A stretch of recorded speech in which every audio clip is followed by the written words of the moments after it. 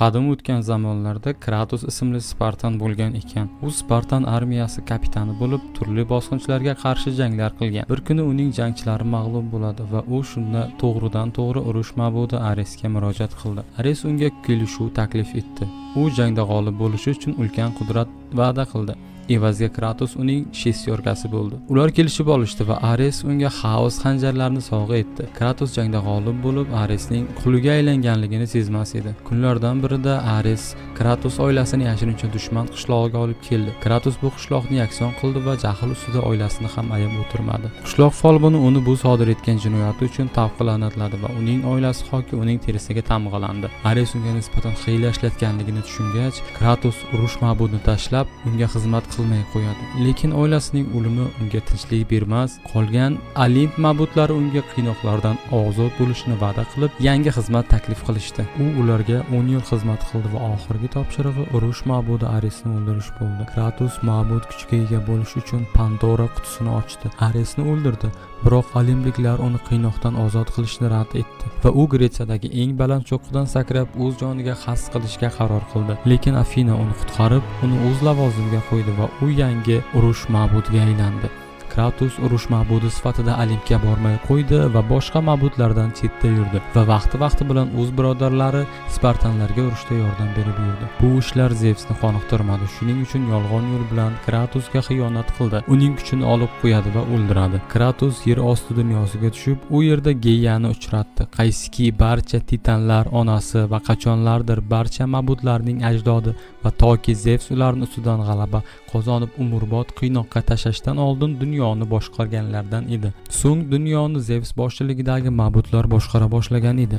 Titanlar ham xuddi Kratosdek ma'budlardan o'ch olishni istar edi. Shuning uchun Geya unga o'z yordamini taklif qilib, vaqtni boshqara oladigan taqdir xonimlari haqida aytdi. Ularning yordamida u Zevs unga xiyonat qilgan vaqtga qayta oladi va u bilan birga bir urusha olar edi. U uning yaralarini davolaydi. Titanlar qudratini beradi va Kratos taqdir xonimlarini qidirish uchun yuqoriga chiqadi. Va nihoyat u ularni topadi. Zevs unga xiyonat qilayotgan vaqtga qaytadi va unga Olimp xanjarini sanchadi. Oxirgi lahzada Kratos endigina Zevsni o'ldirishga tayyor bo'lgan vaqtda Afina Zevsni o'z joni evaziga qutqarib qoladi. U Kratosni Zevsni o'ldirmaslikka ko'ndirmoqchi bo'ldi, chunki bu holda Olimp yakson bo'lar edi va jon uzilayotgan vaqtda Zevs uning otasi ekanligini aytib nobod bo'ldi. Kratos g'azablangan holda titanlar ma'budlarga qarshi urush qilayotgan vaqtga qaytdi va titanlarning barchasini o'z zamoniga qaytardi. Maqsadi Olimpga hujum qilib, uni yakson qilish edi. Titanlar Kratos bilan Olimpga chiqishmoqda va yo'l-yo'lakay Spartalik birinchi ma'bud Poseydonni o'ldirdi. Keyin titanlar onasi unga bu urush uniki emasligini aytib, uni pastga uloqtiradi. Yanada g'azab otiga mingan Kratos Afina ruhi ko'rsatmalari bilan o'z yurishiga start berdi va birin-ketin ma'budlarni yanchib tashlay boshlaydi.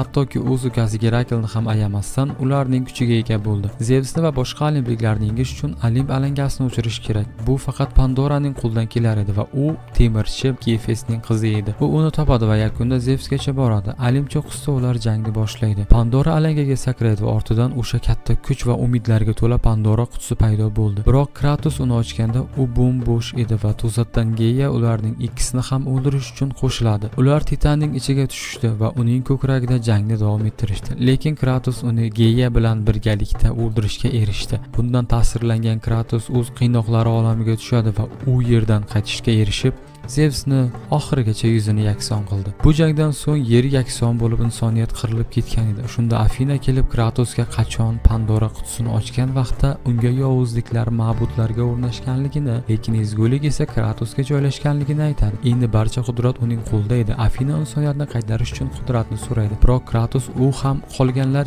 kabi uni aldashligini tushunib, unga qudratni bermaslikka qaror qildi. Buning evaziga u o'ziga Olimp xanjarini sanchib, dunyoni grek ma'budlari boshqaruvidan ozod etdi. Osmondan esa kelajakka umid tariqasida yomg'ir yog'a boshlaydi. Kratos bularning barchasidan so'ng cho'qqida qon yo'qotgancha qolaverdi. Eng so'ngida esa biz u bo'sh joyda yotganligini ko'ramiz va u yotgan joy bo'sh edi va shundan tushunishimiz mumkinki u ya'ni Midgard tarafga yo'l olgan. Buni biz Skandinaviya deb atasak ham bo'ladi va albatta mana shu voqealardan keyin God of War o'yinining 4-qismi voqealari boshlanib ketadi. Azizlar, bu turdagi yangicha video yoqqan bo'lsa, like bosishni albatta unutmaysiz degan umiddaman. Kanalga obuna bo'ling. Uchrashguncha.